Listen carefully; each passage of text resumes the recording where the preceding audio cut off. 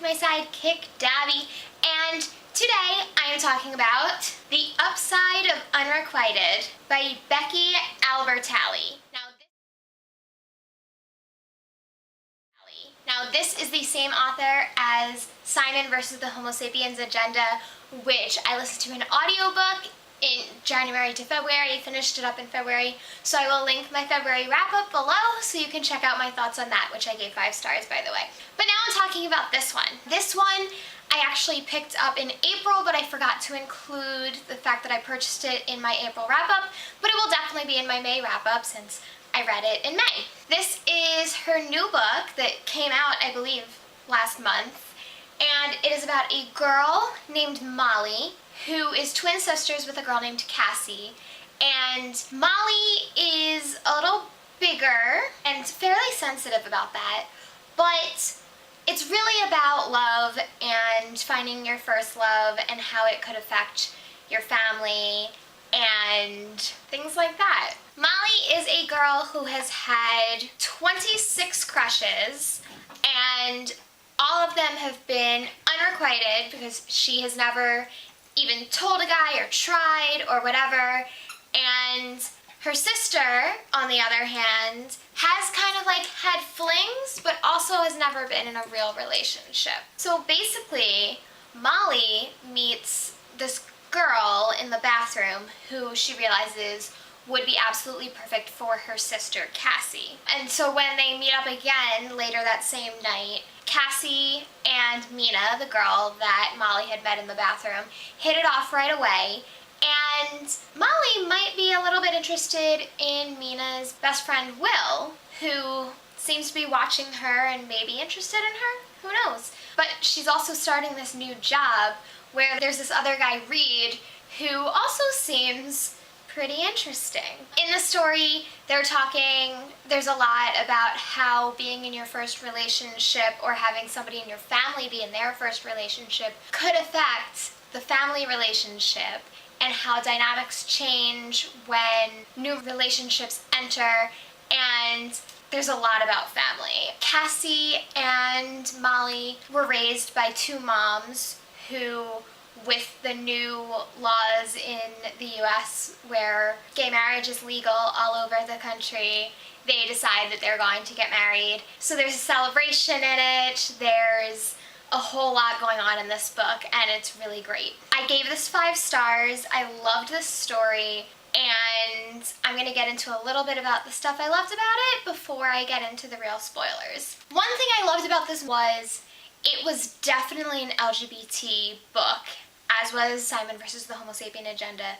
Both of them were able to take on that LGBT identity without going over the top with it. So they were raised by 2 moms, and one of the main characters is gay and dating a girl. However, not every single character in this story is a member of the LGBTQIA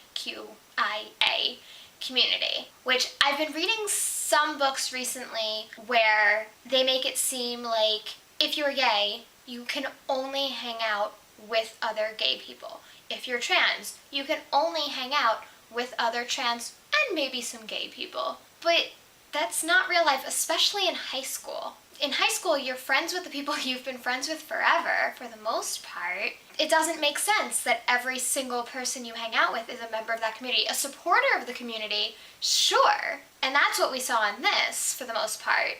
But not necessarily a member. But I loved this one partly for that reason. It was definitely inclusive and wonderful, and it tackled homophobia and a little bit of racism, and I loved this story. Like I said, I gave it 5 stars. I'd say like 94%. Yeah, maybe higher. I'm only putting it that low because I am like 3/4 of the way into another book now, and I'm not remembering this as well as I would think for a book that was like absolutely amazing, but I gave it 5 stars. Anyway, I think I am going to get into spoilers now, so if you don't want to be spoiled on this book, go read it first and then come back and watch the rest of this video. Don't forget to give me a thumbs up and subscribe.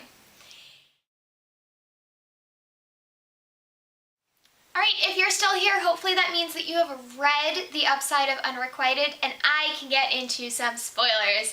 So, I just want to say how adorable I thought Reed was. I was definitely rooting for that relationship throughout the whole thing. I did not care about Will, and I was really mad at him. Like, why did he come over to her and take her hand when she was sitting next to Reed? He wasn't interested in her. Why did he do that? That was mean. What was that? I'm a little confused as to whether Olivia did like Reed. It sounds like she kind of did, but not really, because it was very clear to her that Reed was only interested in Molly. Plus, she had that whole, like, I just want to be single right now thing, which I can totally respect. Like, when you're in a long-term relationship that falls apart, you probably should really be single for a while, because that makes sense. Like, learn who you are again before you go off to other people. There were some things that really confused me, and I think that was kind of the point. Like, Will really confused me, because it did really seem like he was interested in Molly. Although I did, when they were at the party, the moment Molly mentioned that he was avoiding looking at Mina and Cassie on the other chair, I was like, he likes Mina. He so likes Mina. But he was still, like, seeming like he was interested in Molly. But, like, Molly in particular, not just, like, flirting with anybody, which was weird. Another thing that kind of confused me was the fact that Mina had apparently never even kissed anyone before Cassie, because she seems really confident, but I think that was kind of the point. She was kind of pretending to be more experienced than she was.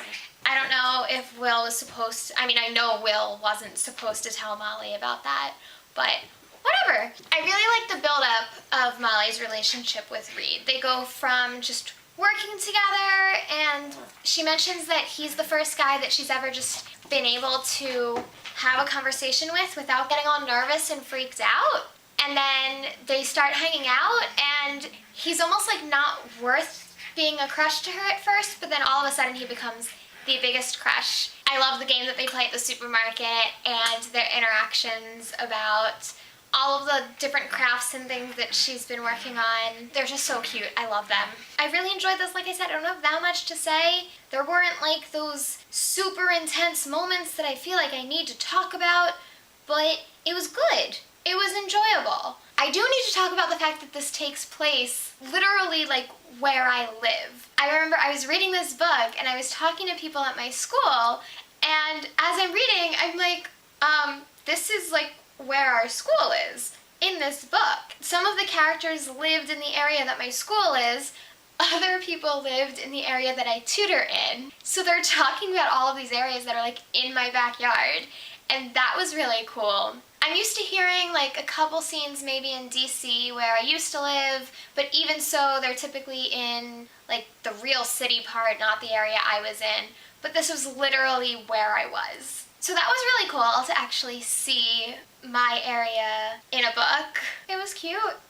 I don't know what else to say. I enjoyed the will they or won't they situation in this one, where it seems like she was trying to push herself towards Will, yet constantly being pulled towards Reed instead. And it was one of those like heart or brain situations where Will made more sense because she was feeling that pull towards her sister, or well, she was feeling like she was going away from her sister, but she didn't want to. So she was trying to force herself to go to Will, but her heart wanted Reed. And that worked out great because his heart was the one that wanted her as well. I do want to talk a little bit about, I like the way things turned out with the aunt. The fact that she was able to make it to the wedding. She still wasn't all gung-ho, but honestly, people don't change in a second. We are seeing progress and seeing that she at least didn't want to miss out on this amazing part of her sister's life. I would be interested to see how the sisters' relationship goes from here, because they are at a time when they're starting to drift apart, and I've seen twins who, when they got to the age where they were going to college, it was strange for them to be going to separate places and not be around each other all the time, literally for the first time in more than their lives. but it ended up helping them grow as individuals and ultimately, in some cases, become even closer, because it's hard to really appreciate someone until you miss them. And I feel like they were getting a dose of that already. Anyway, like I said, not that much to say about this one. I did enjoy it, and I think that's it. I'm going to be talking about a lot more books in the coming weeks because exciting things are happening. Anyway, I will talk to you next time. Don't forget to give me a thumbs up if you like this video and subscribe. Bye!